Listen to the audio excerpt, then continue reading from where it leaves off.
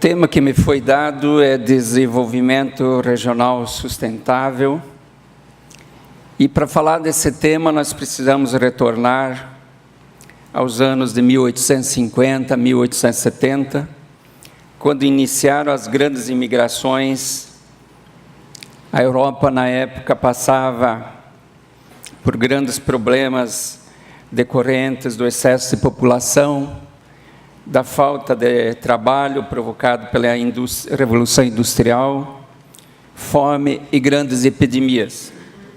Por outro lado, nós tínhamos os países da América, ex-colônias europeias, que necessitavam de pessoas para povoar seus territórios.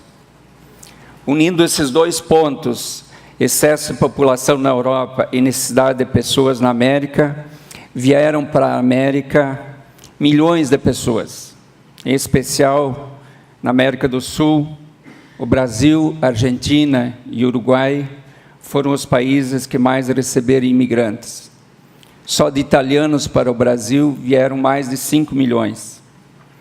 Os imigrantes, na sua maioria, eram agricultores que foram assentados pelos governos para produzirem alimentos e trabalhar na agricultura. Para a região do sul do Brasil, especialmente para as províncias do Paraná, Santa Catarina e Rio Grande do Sul, vieram agricultores com o objetivo de produção de alimentos, e para as províncias de São Paulo, Minas Gerais, Rio de Janeiro, Espírito Santo, foram alocados imigrantes para trabalharem principalmente nas lavouras de café. Os agricultores imigrantes trouxeram de seus países de origem grandes experiências de cooperação e, pelas próprias dificuldades e a convivência em comunidades, passaram a exercitar a cooperação. A partir dos anos de 1960, com o início da industrialização do Brasil e a necessidade do aumento da produção de alimentos para atender os trabalhadores nas novas fábricas, o governo passou a apoiar fortemente a agricultura, tendo lançado mão de 3 mecanismos básicos que deram sustentação para aquilo que nós conhecemos hoje da nossa agricultura. O primeiro deles foi o crédito rural e o seguro rural. Segundo, assistência técnica aos produtores. E terceiro, apoio ao cooperativismo. Com esses 3 mecanismos de apoio à agricultura, teve início efetivamente o desenvolvimento regional sustentável no sul do Brasil, que depois se para a região centro-oeste do país e mais tarde para todas as demais regiões. Com o crédito rural e o seguro rural, os agricultores iniciaram o processo de modernização da agricultura, passando de uma agricultura de subsistência para uma agricultura empresarial, ou seja, produzir aquilo que o mercado quer comprar. Aliado ao crédito rural e ao seguro, veio a assistência técnica. O governo criou uma empresa pública para ensinar os agricultores a produzir melhor, com qualidade e produtividade. Paralelamente, o governo passou a apoiar a constituição de cooperativas de agricultores, passando a financiar a construção de armazéns, apoiar a comercialização com a política de preços de garantia e, mais tarde, apoiar a industrialização. Assim, a partir dos anos de 1960, foram criadas as cooperativas que conhecemos hoje, que passaram a exercer um trabalho de desenvolvimento regional sustentável, se transformando em verdadeiras agentes de desenvolvimento. Em 1971, o governo, reconhecendo essa importância do cooperativismo, regulamentou as cooperativas, criando uma lei específica que vigora até hoje, possibilitando que o cooperativismo passasse a se organizar, surgindo então a Organização das Cooperativas Brasileira, que assumiu o papel de liderança no cooperativismo. A OCB hoje está presente nos 26 estados brasileiros, mais no Distrito Federal, congrega 6,5 milhões de mil cooperativas, 361 mil empregados e 12,7 milhões de cooperados. Pela OCB, que é a Organização das Cooperativas Brasileiras, mais a Confederação Nacional das Cooperativas e mais o Serviço Nacional de Aprendizagem ao Cooperativismo, que formam o sistema OCB. Presente em todos os estados brasileiros, com mais de 12 milhões de cooperados. No Paraná, nós temos 220 cooperativas, com mais de 1.300.000 de associados, e que tem um faturamento de em torno de 20 bilhões de dólares, isso no ano passado. Tudo isso, todo esse cooperativismo, foi a partir de 1971, quando surgiu a Organização das Cooperativas Brasileiras, que passou a organizar o sistema e fazer a liderança do movimento. Ele foi fortalecido pelas políticas públicas de apoio do governo, de todos os governos, e também por um planejamento estratégico que foi, desde o início, incentivado para que todas as cooperativas organizassem seus planejamentos estratégicos. Planejamento estratégico pensando em 3 pilares. Primeiro, a empresa cooperativa, cuidar da gestão da empresa cooperativa, buscando a capacitação das lideranças e a capacitação dos técnicos envolvidos que trabalhavam e que trabalham nas cooperativas. O segundo pilar, o campo, que nós chamamos. Olhar o agricultor, a família dele, capacitar o agricultor, capacitar a esposa do agricultor e os filhos e sucessores também buscando capacitação. No campo ainda, assistência técnica aos agricultores. Hoje, por exemplo, no estado do Paraná, nós temos 220 cooperativas, nós temos mais de 2.000 profissionais de agronomia, veterinária, engenheiros florestais, engenheiros de pesca e assim por diante, que estão diariamente nas propriedades dos agricultores, dando assistência, ensinando a eles como se produzir melhor e com qualidade, e também na busca de produtividade. O terceiro pilar que foi investido foi o mercado, produzir com qualidade, olhando para o consumidor final. Nós temos que produzir um produto que o consumidor queira comprar e que pague o preço justo por aquele produto. Então, esse planejamento estratégico fez com que o cooperativismo brasileiro ele se desenvolvesse de tal forma que verdadeiras cidades como essa que nós estamos mostrando aqui no vídeo, foram criadas em torno de cooperativas.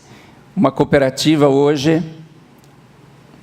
passou a congregar os interesses das principais comunidades do interior do nosso país, onde que as cidades no interior se desenvolveram em torno de uma cooperativa, porque a cooperativa passou a congregar todos os interesses daqueles agricultores, quer seja atendendo na área do crédito, da produção, da industrialização, do ensino e da assistência à saúde.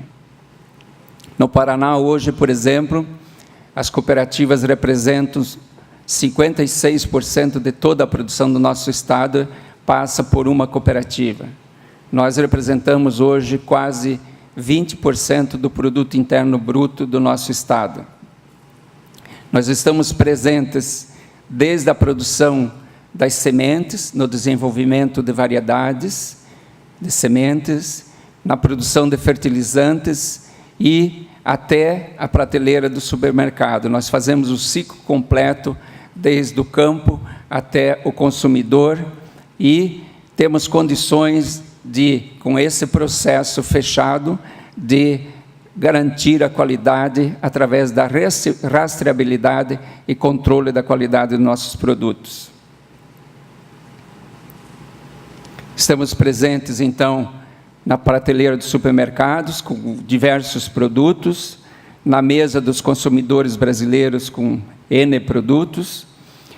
Temos um trabalho muito forte, conforme eu falei, no campo, com mais de 2.000 profissionais que cuidam das lavouras, dão assistência aos produtores, criam novas tecnologias de produção, a exemplo do que nós estamos mostrando aqui, que o plantio direto foi criado aqui no nosso estado, na nossa província, por associados de cooperativas.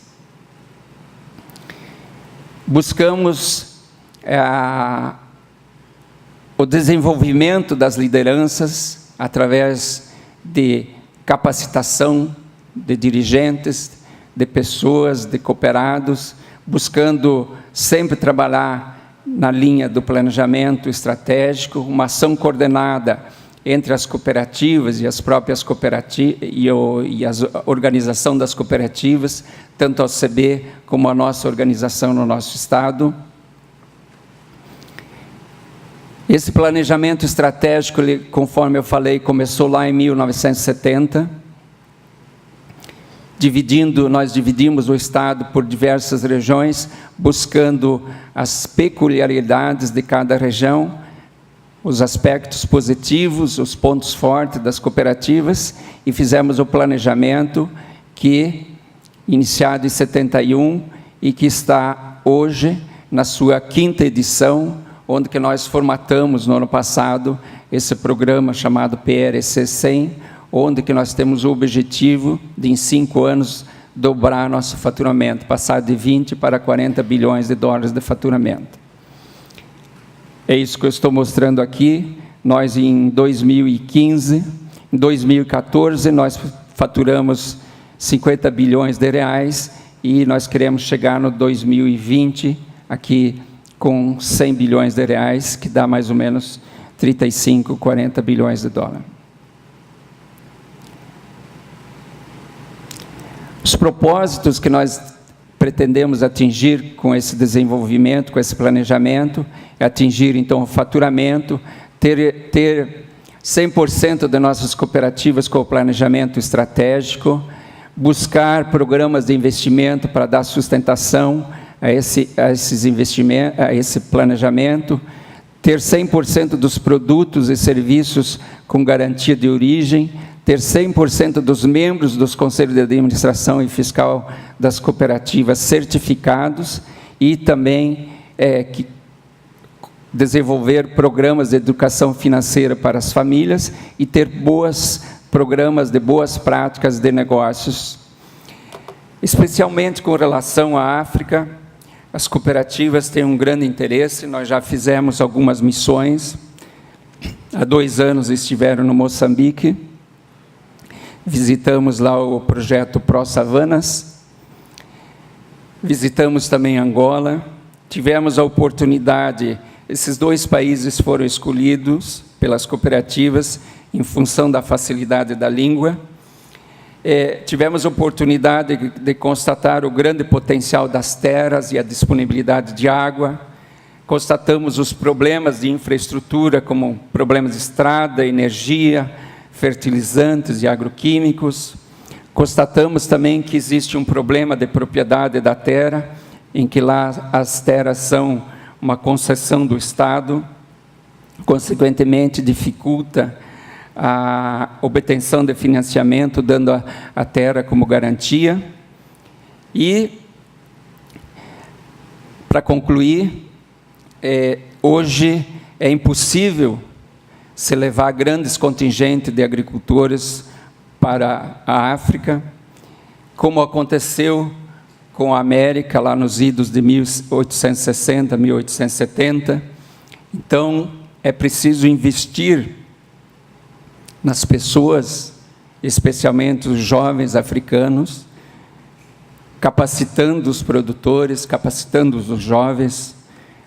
Nós podemos ajudar no treinamento de engenheiros agrônomos, médicos veterinários, para dar assistência técnica aos produtores.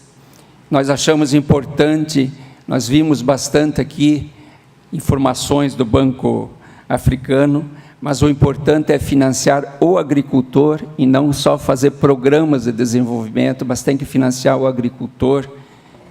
Aqui no Brasil, nós com início lá nos anos de 1960, do crédito rural, passou-se a financiar o agricultor e com isso ele conseguiu comprar